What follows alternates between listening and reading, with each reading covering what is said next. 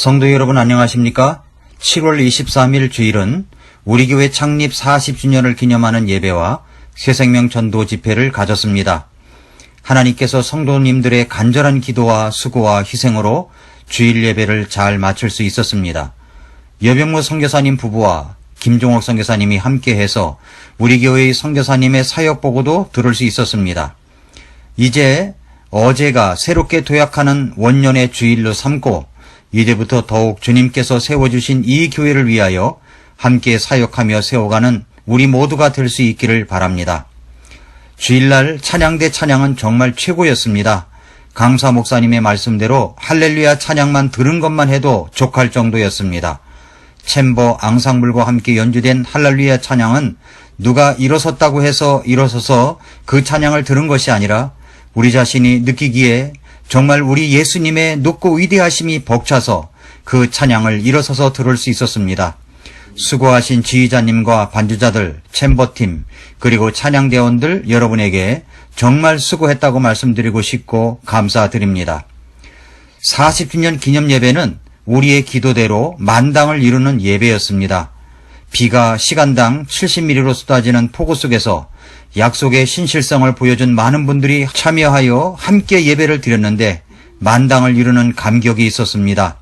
비가 오는 궂은 날씨 속에서 주차 안내로 수고하신 분들, 곳곳에서 알든지 모르든지 수고하신 분들께 감사드립니다. 그리고 점심 식사 음식 맛은 정말 그 맛이 최고였습니다. 우리 교회는 사람들을 구령하여 구원받게 하는 교회로서 다음 세대에게 바른 복음과 말씀을 심어주는 바통 터치를 하는 교회로, 세계선교에 우리의 가진 것을 후원하고 드릴 수 있는 교회로, 그리고 일꾼들이 많이 나오는 교회로 성장해 가길 기도합니다. 행복한 동행 40년이었다면 이제 새로운 도약 40년으로 우리 모두 기도해 주시고 함께해 주시기를 바랍니다. 우리 교회 집사님들과 성도님들께 늘 감사드립니다. 오늘의 양식, 이 여름에는 오늘부터 시작을 해서 이 여름을 마가복음과 함께하여 복음서에서 말씀하시는 우리 구주 예수 그리스도를 매일 만나기를 원합니다. 그래서 오늘부터 마가복음 강해, 마가복음을 통한 복음의 말씀을 나누겠습니다. 오늘은 그 첫 번째 시간으로 마가복음 1장 1절을 가지고 이 여름을 마가복음과 함께 라는 제목으로 말씀을 전하겠습니다. 성경은 구약과 신약으로 나눕니다. 구약 39권, 신약 27권입니다. 신약은 복음서, 역사서, 바울서신, 일반서신, 그리고 계시록으로 나눕니다. 복음서는 여러분이 알고 있듯이 사복음서가 있습니다. 마태, 마가, 누가, 요한복음입니다. 각 복음서는 예수님의 이야기를 담고 있지만 그 예수님을 봤던 부분이 각각 차이가 있습니다. 마태복음은 예수님을 왕으로 나타내고 있습니다. 마가복음은 예수님을 충성된 종으로 오신 분으로 묘사하고 있습니다. 누가복음은 예수님을 사람의 아들로 말씀하고 있고 요한복음은 예수님을 하나님의 아들로 말씀하고 있습니다. 사복음서가 다 각각 말씀하고 있는 바가 다르기 때문에 각기 특징이 있습니다만 저는 복음서를 읽을 때마다 마가복음이 참 친근하게 느껴집니다. 마가복음은 복음서 중에서 가장 짧은 16장으로 되어 있어서 그런 것은 아닙니다. 마가복음은 예수님의 신분을 충성된 종으로 오신 분으로 묘사하고 있는데 어쩌면 가장 미천한 종으로 오신 예수님께서 미천한 저를 구원하셨기 때문이라고 생각이 됩니다. 미천하게 짝이 없었던 저를 예수님께서 가장 친근감 있게 다가오셔서 저를 구원해 주셨습니다. 얼마나 감사합니까? 어디 저뿐이겠습니까? 이 방송을 듣고 계신 모든 여러분들에게도 마찬가지일 것입니다. 그래서 저는 마가복음에서 가장 인상 깊은 구절을 말하라고 하면 마가복음 1장 1절과 10장 45절입니다. 마가복음 1장 1절은 하나님의 아들 예수 그리스도의 복음의 시작이라 라고 말씀했습니다. 마가복음 10장 45절은 사람의 아들은 섬김을 받으러 오지 아니하고 도리어 섬기며 자기 생명을 많은 사람의 대속물로 주려고 왔느니라 하시니라 라고 말씀했습니다. 여러분 가운데서도 오늘부터 시작되는 마가복음의 강해, 마가복음 말씀을 들으시다 보면 저와 같은 마음을 가질 수가 있을 것입니다. 그러면 이제부터 마가복음에 대해서 구체적으로 살펴보겠습니다. 마가복음의 기자는 누구입니까? 물론 마가입니다. 저자라고 하지 않고 기자라고 합니다. 저자는 성령님입니다. 기자는 그것을 받아서 기록한 사람을 말합니다. 베드로후서 1장 20절과 21절에서 먼저 이것을 알라. 성경 기록의 대언은 결코 어떤 사적인 해석에서 나지 아니하였나니 대언은 옛적에 사람의 뜻으로 말미암아 나오지 아니하였고 오직 하나님의 거룩한 사람들은 성령님께서 자기들을 움직이시는 대로 말하였느니라 라고 했습니다. 마가는 그렇게 성령님께서 마가가 가진 인격과 특성을 통해서 그를 움직여 기록하게 하신 것입니다. 마가의 이름은 마가 요한이라고 합니다. 마가는 로마식 이름이고 요한은 유대식 이름입니다. 마가 요한이라고 불렀습니다. 마가 요한은 예루살렘에서 태어났습니다. 아버지는 일찍 돌아가셨고 홀어머니 밑에서 자랐습니다. 그의 어머니가 예수님을 믿고 구원을 받았을 때 참 적극적으로 예수님을 따랐고 자기가 가진 것으로 예수님과 제자들을 섬겼던 분입니다. 마가복음 14장 12절부터 16절에 보면 다락방에 대한 이야기가 나옵니다. 근데 그 집은 마가의 어머니의 집, 마가의 집을 말하고 있는 것입니다. 그의 어머니는 예수님과 함께하는 집회라면 얼마든지 집을 개방해서 모일 수 있게 하고 말씀을 들을 수 있게 하고 기도도 할 수 있게 하였습니다. 사도행전 1장에 보면 예수님께서 승천하시고 나서 제자들이 다락방에 모여 성령님의 강림하실 때까지 기도를 하였었는데 그 장소도 마가의 다락방입니다. 마가도 그의 어머니도 자기가 가진 것으로 예수님을 섬기는 헌신된 분들이었습니다. 얼마나 돈이 많은가, 얼마나 넓은 집을 갖고 있는가, 얼마나 좋은 자동차를 가지고 있는가가 중요한 것이 아닙니다. 내가 가진 것을 가지고 예수님의 사역을 위하여 얼마나 드려지고 사용되고 있는가가 더 중요한 것입니다. 하나님은 내가 가진 것으로 무엇을 하였는가를 물으실 것입니다. 마가와 베드로는 친밀한 사이였던 것 같습니다. 마가복음 내용과 사도행전 10장 36절부터 41절에 나오는 베드로 설교를 비교해보면 그것을 알 수가 있습니다. 내가 누구와 친한가가 내 인생에 어떤 영향을 주는가를 결정합니다. 마가의 이름은 성경에 9번 나옵니다. 사실 마가복음에는 자신의 이름은 나오지 않습니다.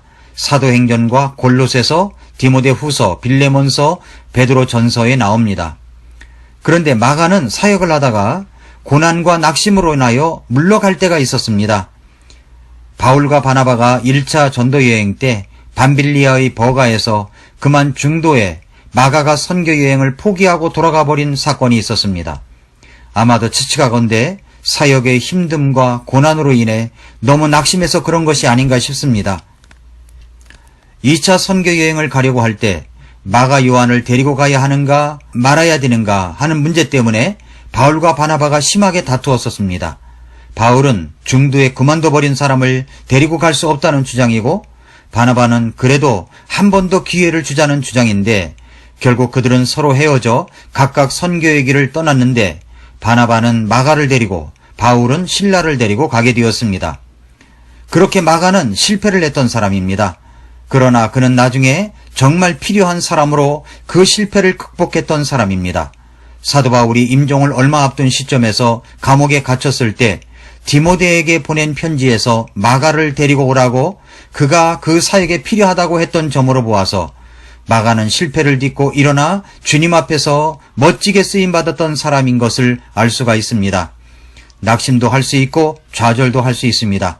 그러나 다시 일어나 주님께서 기뻐하시는 그 일을 해나가는 것이 정말 소중한 것입니다. 그는 낙심과 두려움을 극복하여 쓰임받은 사람입니다. 마가복음도 기록한 사람입니다.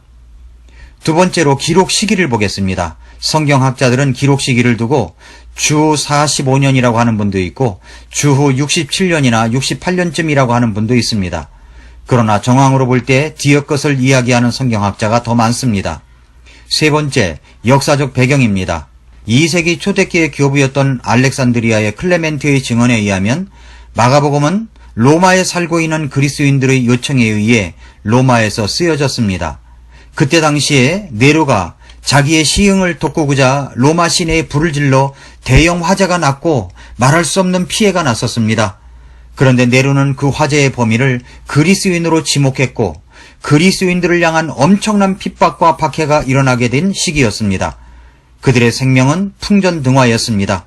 그때 로마의 그리스도인들은 마가가 기록한 마가복음을 읽게 되었습니다. 베드로전서 5장 13절을 보면 너희와 함께 선택받은 바벨론에 있는 교회가 너희에게 문안하고 내 아들 마가도 그리하느니라 라고 말씀했습니다. 여기서 말하는 바빌론은 로마를 말합니다. 그때 로마에 마가와 베드로가 같이 있었음을 우리가 짐작할 수가 있습니다. 마가복음은 그 독자의 대상이 로마에 있는 그리스도인들, 로마인, 이방인이라는 것입니다. 그들은 얼마나 간절한 마음으로 하나님의 말씀을 받았겠습니까? 마가에 의하여 기록된 예수님의 생애 이야기들, 나를 구원하신 예수님의 놀라운 사랑을 하나님의 말씀으로 받았으니 얼마나 그들은 고통 가운데서 위로와 힘이 되었겠습니까? 하나님의 말씀은 그렇게 우리에게 힘과 위로와 능력이 되는 말씀인 것입니다. 마가복음은 그 독자 대상의 이방인입니다. 마가는 구약을 단 한 번만 인용하였습니다. 그리고 수많은 라틴어 문구를 사용하였습니다. 그리고 아람 표현이나 유대인 관습은 설명을 꼭 달아놓았습니다. 그리고 성전을 내 집은 모든 민족들에게 기도하는 집이라고 불리리라고 하신 것을 기록하였습니다. 이러한 것들이 독자는 이방인이라는 것을 뒷받침해주고 있는 것입니다. 지금 우리에게 주어진 이 성경은 어떤 사람이라도 차별하지 않고 모두 읽을 수 있고 믿을 수 있는 성경으로 주어졌습니다. 네 번째, 기록 목적이 무엇입니까? 마가복음 1장 1절은 이렇게 말씀하십니다. 하나님의 아들 예수 그리스도의 복음의 시작이라. 두 가지를 뚜렷하게 말씀하고 있죠. 하나는 하나님의 아들을 말씀합니다. 마가복음은 먼저 이 이야기부터 하고 싶어 견딜 수 없는 사람처럼 시작하자마자 제일 먼저 이렇게 시작합니다. 하나님의 아들 예수 그리스도의 복음의 시작이라. 그 하나님의 아들을 소개하고 싶어 했던 것입니다. 또 하나는 예수 그리스도의 복음의 시작에 대해서 말씀하십니다. 하나님의 아들 예수 그리스도의 복음의 시작이라. 사람은 자기가 평소에 생각하던 것을 먼저 꺼내고 싶은 것입니다. 마가도 그랬습니다. 그래서 마가는 자신을 구원하신 주 예수 그리스도의 놀라운 은혜를 먼저 선포하고 시작하고 싶었습니다. 그래서 하나님의 아들 예수 그리스도의 복음의 시작이라고 한 것입니다. 마가의 심정을 이해하시겠습니까? 예수 그리스도를 믿고 구원받은 첫사랑의 감격과 감동을 여러분은 아십니까? 구원받은 확실한 은혜를 경험한 사람은 마음이 두근두근, 입이 근질근질 말하지 아니할 수가 없어서 견딜 수가 없습니다. 그래서 우물에 물을 길러왔던 사마리아 여인은 예수님을 만나고 나서 예수님께서 메시아 구세주라는 사실을 알고서 마을로 뛰어들어가 외쳤던 말이 있지 않습니까? 와서 보십시오. 이는 그리스도가 아닙니까? 그래서 그녀는 마을에 많은 사람들이 예수님을 만나러 오게 했습니다. 로마에서 핍박과 억울한 고통을 받고 있는 로마에 있는 이방인들, 그리스도인들에게 바로 이 말씀을 선포함으로 그들에게 힘을 주고 있는 말씀인 것입니다. 하나님의 아들 예수 그리스도의 복음의 시작이라. 그 말씀 한 절에 그들은 얼마나 위로와 힘이 되었겠습니까? 우리에게 정말 힘이 되고 용기를 주고 믿음을 주는 분은 바로 예수 그리스도이십니다. 그 예수님을 생각하면 얼마나 큰 힘과 위로가 됩니까? 찬송가에 이런 가사가 있습니다. 예수님 생각만 해도 내 마음이 좋거든 그 얼굴 배울 때야 얼마나 좋으랴. 다섯 번째, 마가복음은 행함으로 가득한 행동의 책입니다. 그래서 마가복음에는 즉시라는 말이 42번이나 나옵니다. 주님이 말씀하시면 즉시 역사가 일어났습니다. 갈릴리 바닷가에서 시몬과 안드레를 주님께서 부르셨을 때 그들은 즉시 예수님을 따랐습니다. 주님께서 제자들을 부르실 때도 그랬습니다. 1장 20절에 보면 즉시 그분께서 그들을 부르시니 야고보와 요한이죠. 그들이 자기들의 아버지 세베대를 품꾼들과 함께 베어 남겨두고 그분을 따라가니라고 했습니다. 예수님께서 가버나움의 회당에 들어가서 가르치실 때 부정한 영이 더러운 막이 들린 사람이 난입하여 소리를 지릅니다. 그러자 우리 주님께서 그 부정한 영에게 명령하니 그들이 그 말씀에 순종합니다. 그래서 1장 28절에 보니까 그분의 명성이 즉시 갈릴리 주변의 온 지역에 두루 널리 퍼지니라고 말씀했습니다. 베드로의 장모님이 열병으로 누워있을 때 예수님께서 그녀의 손을 잡아 그녀를 일으키시니 즉시 그 열병이 그녀에게서 떠났고 그녀가 그들을 섬겼다고 했습니다. 예수님께서 말씀하시면 나병 환자가 즉시 나았습니다. 예수님은 우리의 죄를 위해서 즉시 십자가에 달리셨습니다. 그리고 우리의 모든 죄를 즉시 용서해 주셨습니다. 사랑하는 성도 여러분, 이 여름에 충성된 종으로 오셔서 우리를 위하여 모든 죄를 용서하신 예수님을 마가가 기록한 순서대로 따라가 보겠습니다. 나를 구원하시고 나를 살려주시고 나에게 한없는 은혜와 사랑을 주신 그 주님을 이 한여름에 묵상하고 적용하여 즉시 움직이며 순종하는 저와 여러분들이 될 수 있기를 축복합니다.